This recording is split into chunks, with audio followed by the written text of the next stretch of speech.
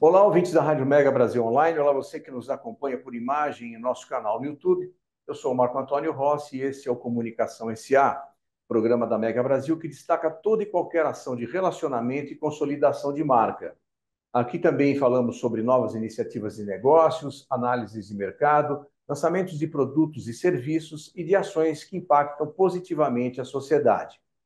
Antes de iniciarmos o programa de hoje, eu quero deixar aqui um convite a você que nos assiste pelo YouTube. Se inscreva no canal, curta a nossa página e clique no sininho de notificação. E assim terá acesso a esse e a outros conteúdos produzidos nesta plataforma pela Mega Brasil.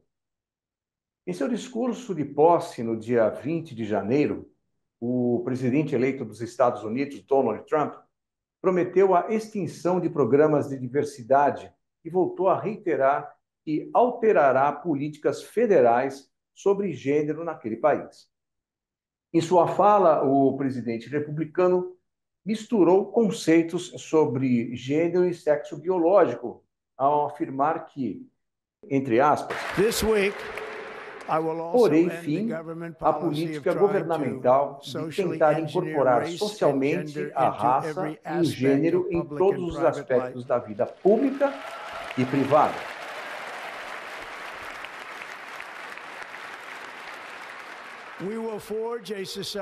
Vamos forjar uma sociedade que não enxergará duas cores e será baseada no mérito.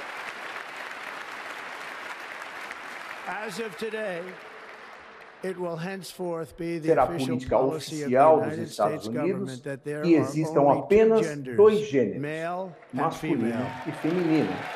Fecha aspas. A declaração de Trump vem numa esteira de enfraquecimento de políticas de diversidade e inclusão praticadas por empresas nos Estados Unidos, as quais também se fazem presentes em nosso continente, aqui no nosso país, através das suas filiais. A empresa de videoconferência, a Zoom, aliás, a plataforma que nós estamos usando agora para essa entrevista, por exemplo, criou um cargo de diretor de diversidade em 2020. Menos de 2 anos depois, a posição foi extinta e a equipe que trabalhava nessa área foi demitida. Outras empresas como Meta, Amazon, Walmart, Ford, John Deere, Harley Davidson, entre outras, abandonaram ou enfraqueceram suas políticas de diversidade e inclusão, antes defendidas e até mesmo utilizadas como instrumento de construção de reputação de marca junto à sociedade.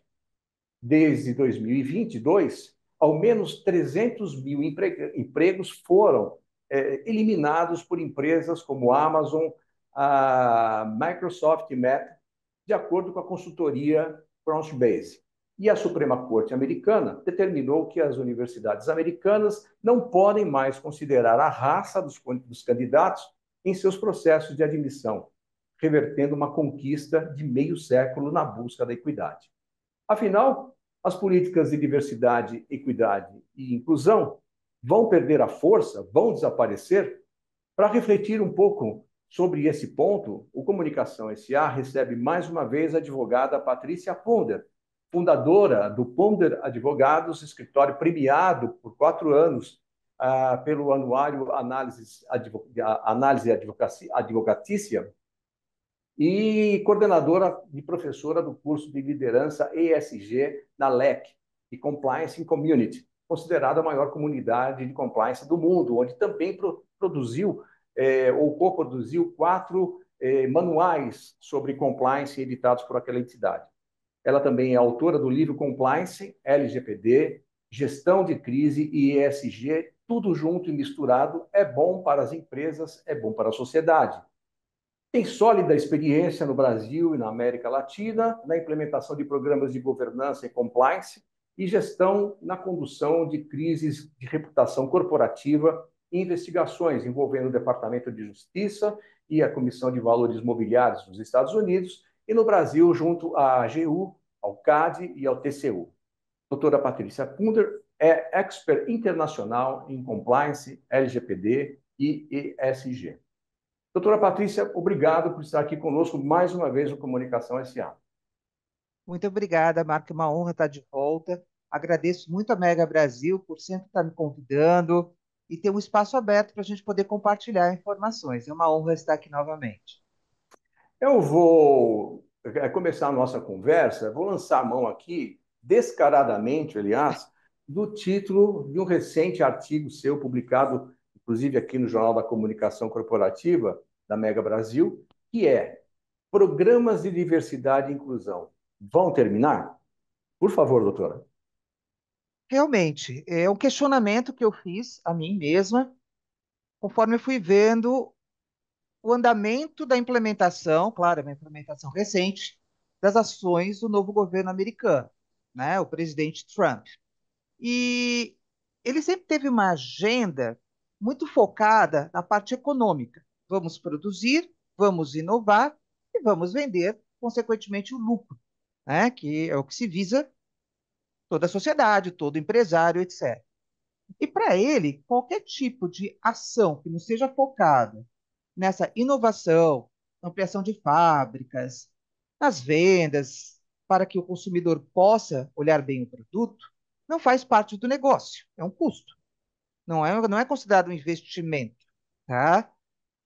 Só que as empresas, ao longo dos anos, tá? Não só nos Estados Unidos, mas como no Brasil, começaram a entender que você ter diversidade, você ter pessoas distintas no mesmo ambiente, gerava inovação. Você pode ver, eu sei que as big techs agora são consideradas monstros, mas as próprias big techs lá atrás, quando foram fundadas, né, Bill Gates, vamos pensar, nem vou falar do Elon Musk, vou falar fundador da Apple, logo no início, quando começou ali, o início das big techs, a diversidade existia. Homem, mulheres, não importava de que país que você viesse, muito indiano, né? Então existia uma comunidade na realidade, nessas empresas. Ela não era ainda hierarquizada, não existia ainda um programa de governança implementado. Conforme elas foram se profissionalizando, sim, começou a existir estruturas hierárquicas, uma governança mais forte, até porque elas abriram capital na Bolsa de Valores de Nova York, né? Então, nesse período das comunidades, a diversidade e a inclusão era muito importante. Era importante ter outras pessoas, principalmente as mais jovens, trazendo mais conhecimento sobre códigos, mais conhecimento sobre como os países pensavam, mais conhecimento de como você lidar com outras pessoas. Pessoas gostam de pessoas. Nós estamos falando de uma tecnologia, né, digital. Só que você quer dar para aquele consumidor uma experiência. Você não quer só vender um produto. Então, houve essa transformação que impactou na economia, no marketing, na política, em tudo, né? E realmente começaram a surgir essas políticas de diversidade e de inclusão mais oficiais. Não que isso no passado não tenha existido também. Nós tivemos aí situações onde, nos próprios Estados Unidos, as mulheres tiveram seu direito garantido de votar, aqui no Brasil também, né? A questão de você ter reparações de países colonizadores para com seus colonizados. Então, houve sim um crescimento, mas eu diria que houve uma formalidade naquele momento. E realmente, muitas empresas ganharam com a diversidade, com a inclusão. Até porque você não pode dizer o que os coaches de hoje falam, que todo mundo tem as mesmas 24 horas e que, independente de onde você vier, se você for bom, a meritocracia vai te achar. Isso não é verdade. Não é. Né? A nossa vida não é igual. A minha vida não é igual de outra pessoa, nem a sua. As 24 horas do Elon Musk podem ser muito mais bem gastas, porque ele usa um helicóptero, por exemplo, do que uma pessoa que fica 2 horas num trem ou no metrô, ou no ônibus. Tá? Essa história também de trabalho enquanto eles dormem, muito divulgada nos anos 80, foram ideias que nos foram colocadas na cabeça, onde realmente se falava muito de meritocracia, mas a gente sabe que nem toda empresa era meritocrata e que muitas pessoas cresceram na vida, falando no mundo todo, porque o chefe queria alguém que concordasse com ele, tivesse a mesma visão. Puxa-sacos, a gente sabe que isso sempre existiu. Filho de alguém importante, sobrinho de alguém importante que vem pedir um favor. claro, existiram alguns destaques. Em algum momento, essa meritocracia acabava acontecendo, mas não era um valor alto, um percentual alto. Então você acabava vendo só os que se conseguiram atravessar essa bolha e falar, olha aqui a meritocracia existe. Não. Então os programas de diversidade e inclusão começaram a trazer o quê? Mulheres, em primeiro lugar, afrodescendentes. Estados Unidos tem um problema cultural enorme com relação às pessoas negras. Sempre teve. África do Sul, quantos anos Mandela ficou preso? Então, eles focaram realmente nos afrodescendentes e mulheres, né? E mesmo assim, hoje, você não encontra ainda empresas que estão 100% adaptadas. Você encontra muitas empresas que dizem, eu tenho um programa de diversidade e inclusão. Aí eu pergunto, quantos presidentes foram mulheres? Nenhum. Quantos presidentes foram afrodescendentes? Nenhum. Quantas diretoras ou afrodescendentes você tem no seu board, na sua diretoria? Geralmente agora tem uma mulher ou no RH ou no jurídico em compliance, tá? Ah, quantas mulheres você tem ali no conselho de administração? Pouquíssimas. Eu conheço colegas extremamente inteligentes que fizeram o curso de formação para conselheiros no IBGC aqui no Brasil e não conseguem ser conselheiros, porque as pessoas tendem, é instintivo isso, a contratar outras pessoas que pensem iguais a ela. Elas não querem ouvir certas verdades. Não querem.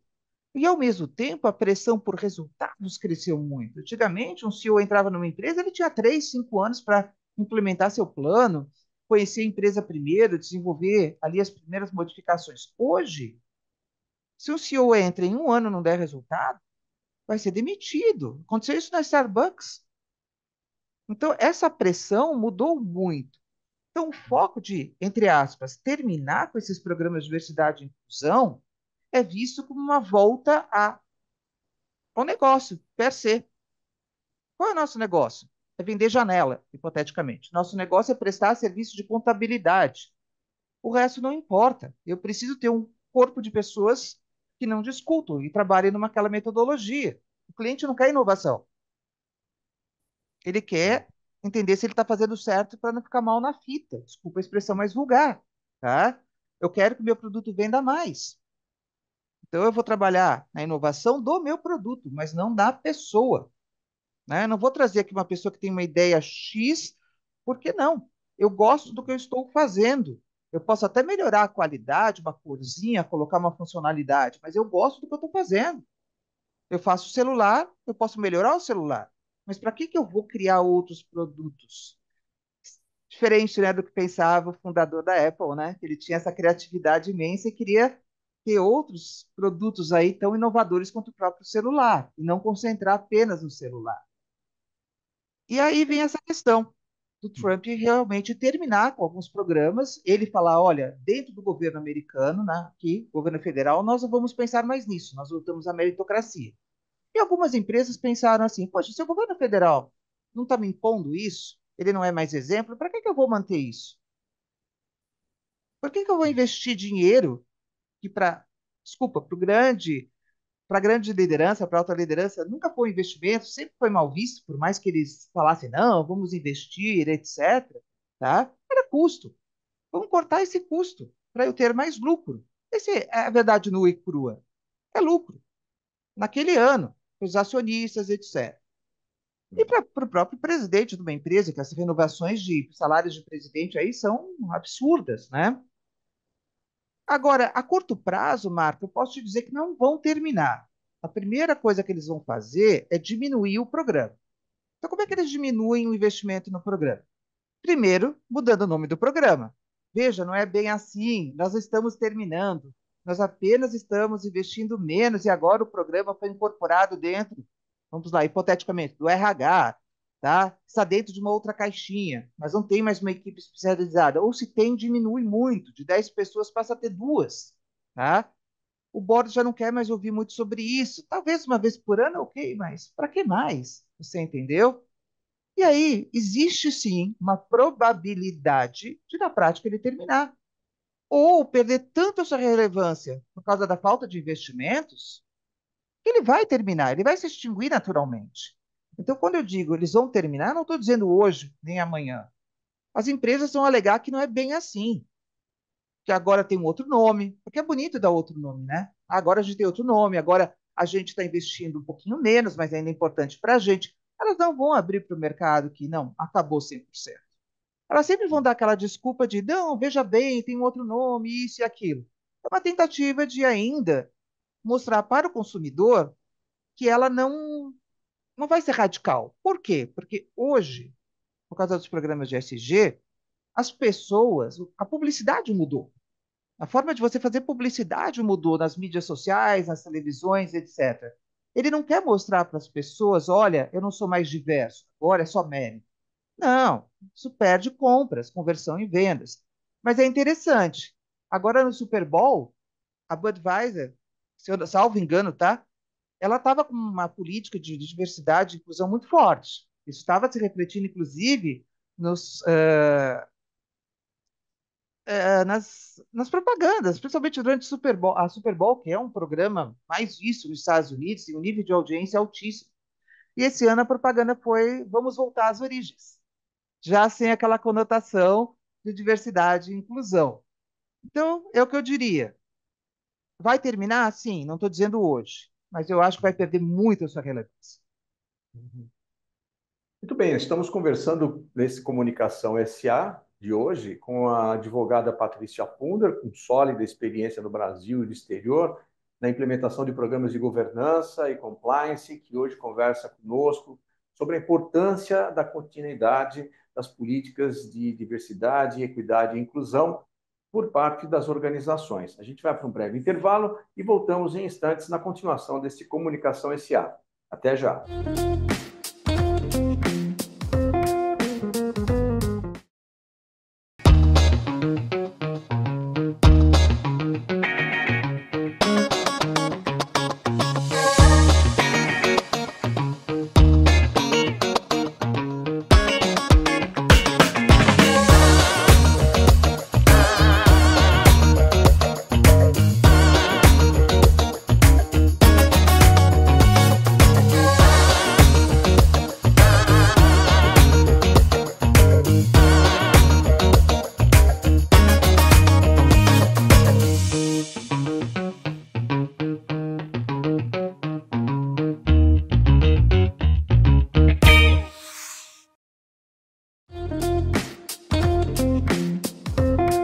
Olá, ouvintes da Rádio Mega Brasil Online. Olá, você que nos acompanha pelo nosso canal no YouTube. Estamos de volta com o Comunicação SA e hoje conversa com a Patrícia Ponder, advogada com sólida experiência no Brasil e no exterior, na implementação de programas de governança e compliance, e que hoje conversa aqui conosco sobre a importância da continuidade das políticas de diversidade, equidade e inclusão por parte das organizações. Doutora Patrícia, antes da gente ir mais assim, direcionar o nosso foco mais para o continente latino-americano, eu queria ainda pedir por parte da senhora uma reflexão, ainda no campo da política norte-americana, né, que outra pauta defendida por Donald Trump é essa visão, vamos dizer assim, mais diferenciada sobre as minorias, como os imigrantes, e em particular os latinos, muitos deles, embora de fato envolvidos aí num delito da ilegalidade migratória, já com vidas estabelecidas nos Estados Unidos, com empregos, às vezes com propriedades, muitas vezes com pequenos negócios, mas que passaram a ser encarados como diferentes, inferiores e, consequentemente, incapazes de viver naquela sociedade, ou neste novo modelo de sociedade que tanto vem se falando ultimamente. Esse modo de encarar essas minorias pode, de alguma forma, ganhar fôlego e extrapolar as fronteiras da sociedade norte-americana. Quer dizer, estamos aí diante de um risco, de fato, de um retrocesso global em relação às práticas de diversidade, equidade e inclusão? Olha, a primeira coisa que a gente tem que pensar, ao longo, claro, da história, é por que as pessoas saem de um país e migram para outro. Muitas vezes pode ser por desastres, outras vezes por guerras. tá? Existe, às vezes, uma movimentação durante uma guerra, ou após a guerra, desculpa, na realidade, mas tem um princípio econômico. Muitas pessoas, ao longo dos anos, da história, dos séculos, migraram para outros países, inclusive para os Estados Unidos, por questões econômicas. Isso aconteceu no próprio Estados Unidos, né? Os grandes pais, os founders, né, como os americanos falam, os Estados Unidos é composto de imigrantes que vieram dos Estados Unidos porque a Europa estava economicamente dizimada. Então, eles vieram buscar uma nova perspectiva econômica. Nós tivemos também isso no Brasil. Quantos alemães vieram para cá, europeus vieram para cá, japoneses vieram para cá, chineses vieram para cá, que os seus países de origem não lhes dava uma estrutura de vida econômica mínima para tentar uma vida melhor. Então, esse movimento migratório existe no mundo desde que o mundo é mundo. As pessoas tendem a buscar um lugar, às vezes pelo clima, às vezes por oportunidades econômicas, às vezes porque não tem outra forma. A própria criação de Israel, né? Acabou a Segunda Guerra. Nós tivemos restrições nos países, inclusive nos Estados Unidos, para receber judeus. Antissemitismo nos Estados Unidos. Né? Numa época de guerra, que as pessoas estavam pedindo, eu preciso sair daqui, senão eu vou morrer. Era vida ou morte. E os Estados Unidos negou isso, tá? Lá atrás, por antissemitismo, tá? Então, eu entendo que essa prática migratória, apesar de existir ao longo do tempo, ela, para a perspectiva de algumas pessoas, de alguns governos, ela ficou inaceitável. Por quê? Porque os migrantes entraram, teoricamente tiraram os empregos dos locais, né? Só que tem uma questão interessante aí por trás. Por que eles tiraram os empregos dos locais? Eles aceitam trabalhar mais e receber menos. Agora, vamos pensar hipoteticamente que o Trump consiga tirar todos os imigrantes. Você acha que um americano, mesmo nascido lá, de família tradicional americana, né, tudo, vai aceitar um emprego para limpar banheiros pelo salário que ganhava um imigrante? O que nós vamos ver no futuro? Muitas empresas desesperadas por trabalhadores. Na própria agricultura, quem vai recolher a maçã? Quem vai recolher a laranja? Eram migrantes que vinham para lá, às vezes temporariamente, para trabalhar por empreitada, tudo. Não vai ter. Então, isso é um fato que vai acontecer lá na frente nos Estados Unidos que o Trump não está pensando. Agora, essa disputa entre imigrantes, que muitas vezes eu sou um. Nós temos ali, é muito interessante, no próprio governo Trump, nós temos ali, entre aspas, ministros que são de origem latina, Uhum. que estão lá 3, 4 gerações no máximo, 3 no máximo. E eles estão lá e dizem, eu sou americano. Qual a diferença dele de um latino, mexicano, que vai fazer colheita de laranja ou de maçã? Então, extrapola um pouco a racionalidade. Mas eu Uhum. entendo uma coisa que chama-se medo. Assim como o Brasil tem reserva de mercado e outros países também, que é você fechar o mercado para você ter o que teoricamente um crescimento da indústria nacional, que de fato não acontece, não aconteceu no Brasil, pelo contrário, a gente retroagiu em vez de crescer, tá? É. Por causa da situação econômica global, né? Onde sim, o mundo está passando por um momento de pré-recessão. As pessoas querem uma bala de prata, como aconteceu com Hitler lá atrás. Vamos tirar essas pessoas que são nossos inimigos, porque aí o dinheiro vem para a gente, para o real cidadão, para o real homem germânico, mulher germânica, para o real americano. Complicado, né? É por Uhum. aí que eu entendo. Eu entendo que nós estamos voltando sim para uma época industrial, a época da economia industrial e também nacionalista. Só que Uhum. fechar os seus países é ir contra a globalização que foi pregada lá atrás, Uhum. né? E isso vai prejudicar muitos países. Agora, trazendo um pouco para a questão latino-americana, esse aspecto da identificação ideológica com o atual perfil político conservador norte-americano, né? Como acontece com, por exemplo, o governo Milei na Argentina, o governo Chaves na Costa Rica, ou o governo Moreno no Equador, por exemplo. Isso pode, de alguma forma, influenciar a condução e o entendimento sobre a importância da manutenção dos programas de diversidade, equidade e inclusão, não só sob o aspecto de política pública, mas também no âmbito da gestão das empresas, doutora? Eu entendo que sim, porque isso atinge diretamente o propósito dessa política de diversidade e inclusão. Diretamente, né? Ah, as pautas LGBTQIA+, principalmente a homossexualidade, sempre foram perseguidas ao longo dos anos. Se você pensar em Oscar Wilde, grande pensador, poeta, etc., ele acabou indo para uma prisão, trabalhos forçados, por ser homossexual,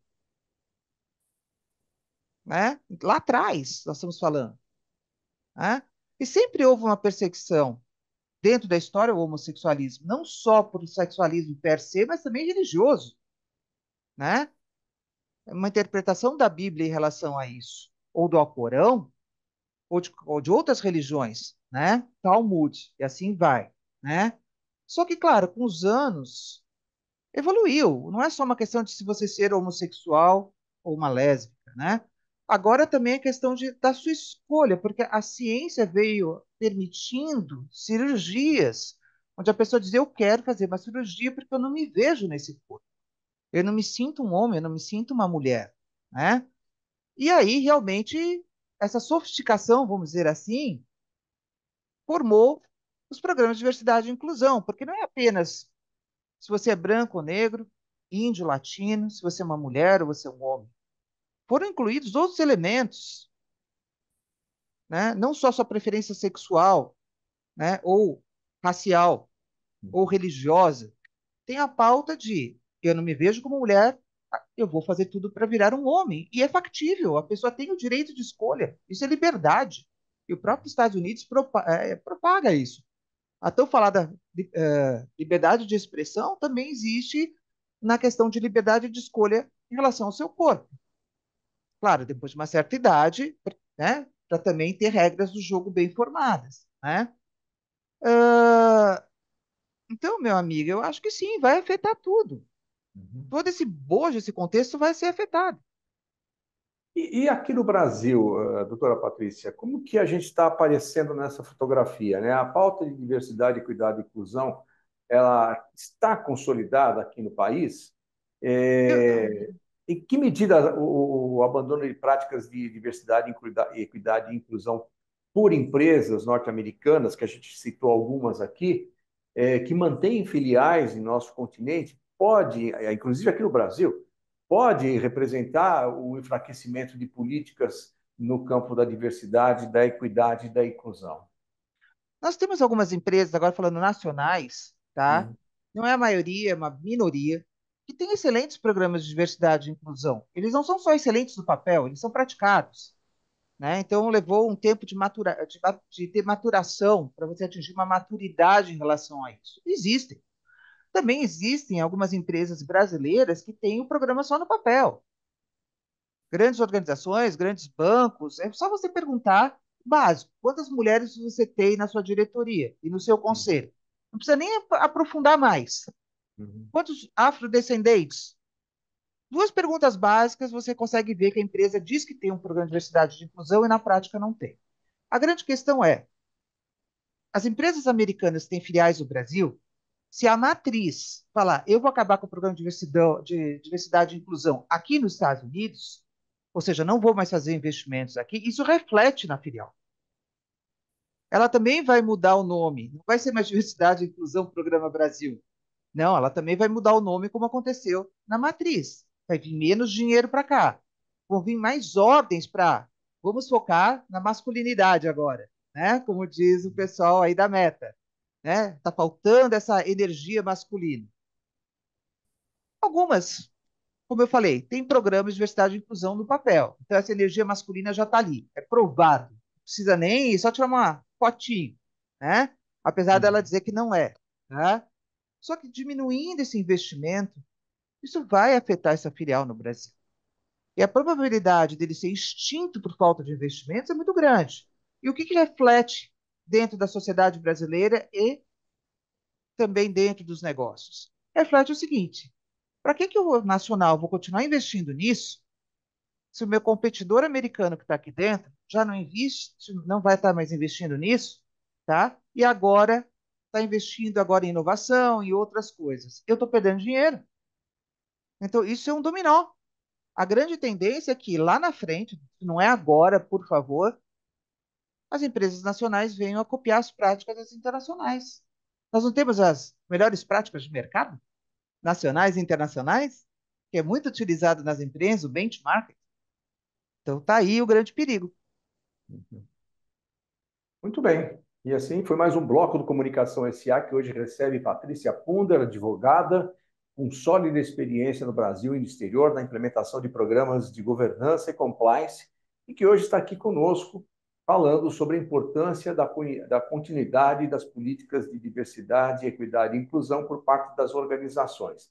Nós vamos para um breve intervalo e voltamos em instantes com a última parte deste Comunicação SA de hoje. Até já!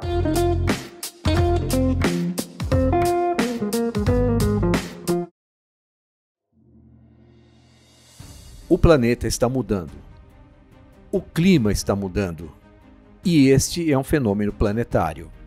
2025 será conhecido como o ano em que o mundo atingiu o limite pré-colapso ao ver a sua temperatura ultrapassar 1,5 graus acima da média pré-industrial. Os cientistas consideram esta marca um ponto de inflexão fundamental para o planeta, além do qual as chances de calor extremo, inundações, secas, incêndios florestais e escassez de alimentos e água se tornarão ainda mais desfavoráveis para a vida como a conhecemos. 2025 também será conhecido como o ano em que o Brasil sediou a 30ª edição da Conferência das Nações Unidas sobre as Mudanças Climáticas, a COP30. Esta será a chance de governos e sociedade buscarem ações e respostas para reverter os catastróficos efeitos que a mudança no clima trará sobre a vida na Terra. Mas quais as propostas? Quais os desafios? Quais as ações serão colocadas sobre a mesa? A Mega Brasil vai atrás dessas respostas e você estará ao nosso lado nesta jornada. Aguarde!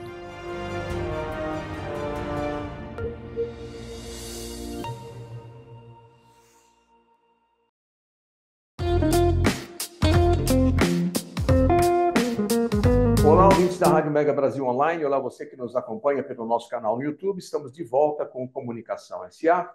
Minha convidada de hoje é Patrícia Punder, advogada com sólida experiência no Brasil e no exterior na implementação de programas de governança e compliance. Nós estamos aqui conversando hoje sobre os riscos que se impõem à continuidade das políticas de diversidade, equidade e inclusão por parte das empresas e organizações. Doutora Patrícia, se a adoção de práticas de diversidade e inclusão ela representa um avanço das empresas dentro do papel social que elas representam no contexto socioeconômico, qual a importância do Estado como indutor dessas políticas na iniciativa privada? Ele pode ser o contraponto para essa tendência de enfraquecimento das políticas de DI? Nos Estados Unidos está acontecendo isso. O governo federal americano já deu a métrica. Agora é meritocracia. Nós não acreditamos em diversidade e inclusão. Nós acreditamos que todas as pessoas, como o próprio Trump falou, independentemente da cor e do sexo, vão ter acesso através de um projeto, de um programa de meritocracia. Ponto. Ele tem questões raciais, que ele colocou ali, que sempre foi um grande problema dentro da história americana, né? Principalmente com os afrodescendentes e com as mulheres também. Sempre lembrando que a pauta dos Estados Unidos em relação às mulheres é de perda de direitos. Não apenas o direito do seu corpo, mas de outros direitos também, eu diria a médio e longo prazo. Tá? Agora, se os outros países, os seus governos, continuarem a ter uma pauta forte de diversidade e inclusão, pode sim, em um curto e médio prazo, manter esses programas andando nos seus respectivos países, inclusive no Brasil. A grande questão que vai se sobrepor a isso é a questão econômica, como eu falei. O governo vai ter uma pressão muito grande, inclusive de empresas nacionais aqui, de dizer: olha, eu estou gastando no que você está falando que é importante. Você colocou uma lei, você colocou um programa, você estabeleceu políticas de equiparação salarial, por exemplo, como acontece no Brasil, mas os outros não. Então, essa pressão pode gerar muito lobby, muito tráfico de influências, né? Muito indo em conta com a pauta políticas existentes no Brasil. Não estou discutindo política, mas estou colocando também esse cenário existente, né, de polarização. A tendência é que o governo pode bater o pé e dizer não, vamos continuar, e até fazer uma lei dizendo que você pode participar de licitações, hipoteticamente, se você tiver isso, isso, isso, e eu quero ver que isso funciona, tá? Ou simplesmente sofrer derrotas se isso acabar de alguma forma diminuindo a importância até que venha a se extinguir. São cenários que podem acontecer. Queria aproveitar o gancho da sua última resposta para a gente abordar uma questão de custos operacionais, né? As empresas que abandonaram essas práticas ou vêm enfraquecendo as práticas de diversidade e inclusão, um dos argumentos que eles lançam mão é a necessidade da redução de custos. A diversidade e inclusão ainda é encarada como um custo para uma empresa? E a outra questão que eu queria colocar para a senhora, quais os ganhos para uma marca que adota essas práticas e quais os riscos quando ela abre mão dessas conquistas? Bem, eu vou falar a realidade, aquela que as pessoas não querem falar e muitas não querem ouvir, tá? Mas que está na cabecinha de muita gente no Brasil, ok? Tudo que não tiver relacionado com o seu negócio per se, para o empresário, é considerado seres humanos, colaboradores são custo, infelizmente. Contabilmente é um custo, tá? Então, por que tem essa briga pela AI agora? Porque eles acreditam que sim, funcionários, ele vai ter uma alta produtividade, vai vender mais, sem esquecer dos outros aspectos econômicos que a gente pode discutir numa outra entrevista aqui contigo, tá? Diversidade é custo, compliance é custo, LGPD é custo, ESG é custo. Tudo que tira o foco no que ele produz e como ele vende, como ele faz o marketing dele para vender mais, é custo. Por mais que muitas vezes isso é discurso não, esse é um investimento. Acredito que tenham pessoas de boa fé, claro, empresários muito bons, que entendam que não, isso não é custo, isso é investimento. Eu tenho uma responsabilidade social, até porque isso está na Constituição Federal, a responsabilidade social das empresas, desde 88. Então, isso não é novo no Brasil. Essa parte de responsabilidade social das empresas, está vinculada ao ESG, não é uma novidade. Gente, isso está na Constituição de 88, né? A Constituição Cidadã. Mas muita gente encara como se fosse novo e nunca ouviu essa, né? Nunca ouviu isso na Constituição, né? Então, assim, nós temos vertentes do capitalismo raiz, que é aquele, eu quero lucro, lucro, lucro, lucro, não me importa o resto. E a gente vê em muitas empresas por aí. Aconteceu na Amazon, nos Estados Unidos. Tiveram muitos problemas, o sindicato se envolveu. O que fez o presidente da Amazon? Demitiu todo mundo e colocou ali robozinhos. Então ele não quis enfrentar o problema raiz. Para ele, o problema raiz são pessoas. Se eu automatizo tudo, eu não vou ter mais problema. Eu não vou precisar pagar salário. Talvez o custo da manutenção dos robozinhos, tá? Então, essa mentalidade raiz, ela está vindo. E não é de hoje, ela está vindo há muito tempo.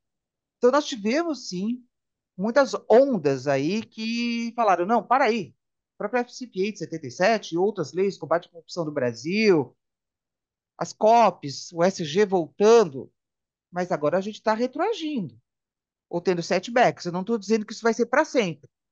Nós temos 4 anos de Trump aí. Não sei se ele vai conseguir uma reeleição, se ele vai mudar a legislação, etc. A gente tem que acompanhar aí o que vai acontecer ao longo do tempo. Mas sim, a gente vai ter setbacks horríveis, eu acredito. E diversidade e inclusão é só o primeiro. Isso vai sair daquele ambiente americano e vai extrapolar para o mundo. Doutora Patrícia, para a gente encerrar, já que a gente está falando de retrocesso e negacionismo, a senhora colocaria as questões ambientais como uma agenda sob risco também? Ou seja, assim, o próximo alvo pode ser a pauta de ESG? Eu acho que já está sendo, porque diversidade e inclusão faz parte do SG, né? Quando o Trump fala na volta do petróleo, isso é ambiental, também é SG. Então, muito do que o Trump vai fazer vai dar setback dos programas de SG. Claro que vai. Só que aí vem uma questão de cegueira deliberada, né? A gente sabe que tem um problema, mas a gente não quer falar sobre esse problema, né? Então, desculpa a brincadeira, é que nem o Harry Potter, o Voldemort. Eu não posso dizer o nome verdadeiro dele, eu só posso dizer o Voldemort, né? Porque eu sei que ele está ali, eu sei que ele é um problema, mas se eu nominar ele, ele se torna real. Enquanto eu não falar o nome dele, ele não é real. Ele é só uma história que está pairando por aí. Mas a partir do momento que eu individualizo esse problema, ele é real. Eu tenho que enfrentar. E para enfrentar, vai requerer aí muitas mudanças no mundo, na forma de você produzir, de você fazer negócios, né? Mudança na questão também de desigualdade social, porque ela está imensa no mundo agora, dentro dos Estados Unidos, horrível, tá? Então, isso vai afetar a nossa humanidade como um todo. Todos os aspectos das nossas vidas vão ser afetados. E as pessoas estão com medo. As pessoas têm, elas querem mudanças, mas elas têm medo de mudanças, porque o Uhum. processo é dolorido. Vamos pensar, você está com uma quase diabetes, você tem que emagrecer.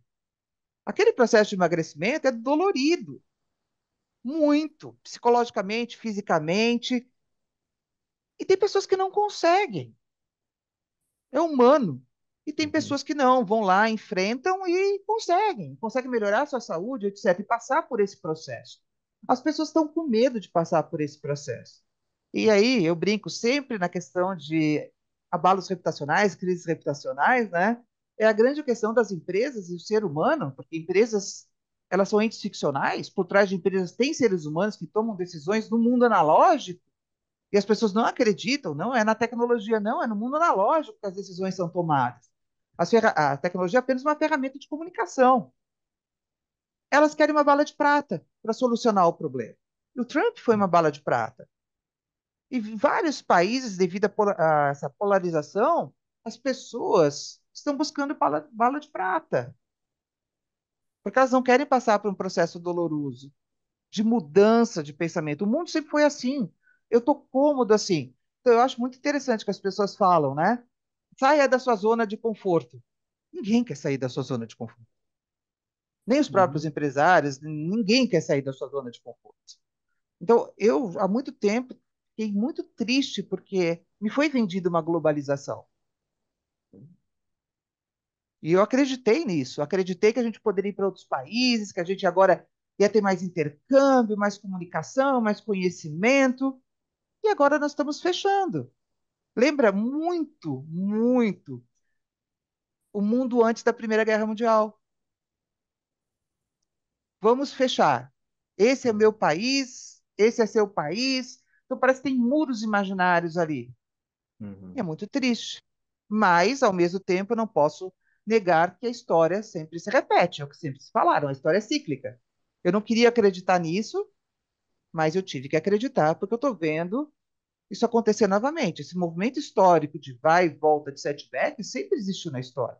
A grande questão agora, Marco, é que a gente está com um problema que saiu do nosso controle. Lá atrás a gente teria como prevenir, agora é só mitigar. E a mitigação é muito cara, né? Muito cara não só no aspecto econômico, mas no aspecto humano, que são as mudanças climáticas. Elas estão aí, elas estão acontecendo, mas muitas empresas falam: não, eu estou aqui dentro do meu ar-condicionado, num prédio que não tem problema com terremotos, né? Nada vai me acontecer. Se alguém morrer, não sou eu, então tá tudo bem, não é eu, não é a minha família, até porque eu sou um milionário, eu tenho como proteger eles em bunkers. Se o resto morrer, é um colateral. Então, vamos voltar a ter canudos de plástico, vamos voltar a ter mais questão de petróleo, vamos começar a ter tudo isso. E, literalmente, é quase um dane-se à sociedade. O importante é que eu e os meus estejam bem e que eu continue dando lucro. Bem, e vamos esperar que, de alguma forma, a sociedade tenha um momento de clareza e reveja essas posturas ou esses caminhos estranhos aos quais a senhora se refere. Felizmente, nós chegamos ao final desse nosso encontro de hoje. Eu quero agradecer aqui a Patrícia Ponder, advogada, CEO da Ponder Advogados, ela que é uma expert internacional em compliance, LGPD e ESG. Doutora Patrícia, muito obrigado por estar aqui conosco no Comunicação SA mais uma vez. Sou eu que agradeço, Marco. Sempre é um prazer estar com você e conversar com você também e agradecer novamente a Mega Brasil pela oportunidade. Obrigado a você também que nos acompanhou até aqui. Semana que vem tem mais Comunicação SA. Até lá.